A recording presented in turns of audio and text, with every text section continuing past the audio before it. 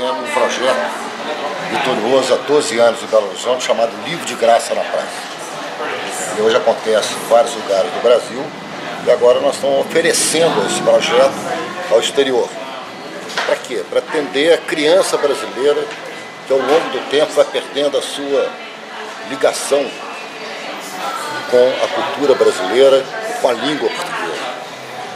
O projeto já existe, já distribuiu cerca de 200 mil livros no Brasil. Chega agora em Toronto, esperamos que no próximo ano, com o apoio do Ministério da Cultura, através da Lei Rouanet, com o apoio institucional da Embaixada Brasileira e do Consulado Geral do Brasil em Toronto, possamos fazer em Toronto, aqui numa praça, num domingo, um livro de graça na praça.